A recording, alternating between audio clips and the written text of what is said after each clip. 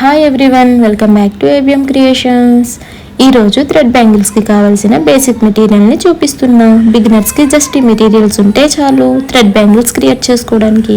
Thread wrapping చేయడానికి base bangle. దీనిలో మనకి టైప్స్ ఉన్నాయి. దీన్ని వన్ కట్ బ్యాంగిల్ అని అంటారు. ఈ బ్యాంగిల్ని 2 పార్ట్స్ కింద డివైడ్ చేస్తే 2 కట్ బ్యాంగిల్ అంటారు.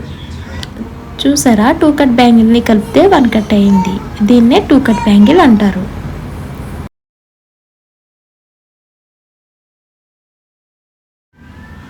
చూసారా, అదే 1 కట్ బ్యాంగిల్ని 4 పార్ట్స్లో డివైడ్ చేస్తే 4 కట్ బ్యాంగిల్ అంటారు.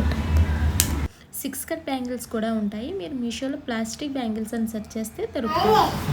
థ్రెడ్ ర్యాపింగ్ చేయడానికి సిల్క్ థ్రెడ్, ఇవి మీ లోకల్ షాప్లో ఉంటాయి. సిల్క్ థ్రెడ్ అంటే ఇస్తారు. అండ్ నెక్స్ట్ మనకు కావాల్సింది సిజర్ అండ్ ఫ్యాబ్రిక్ గ్లూ.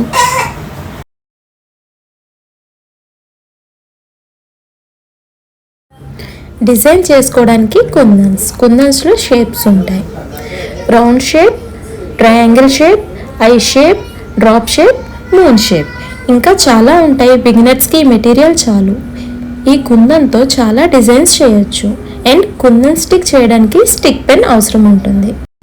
దీనితో మీరు చాలా ఈజీగా కుందన్ని స్టిక్ చేసుకోవచ్చు.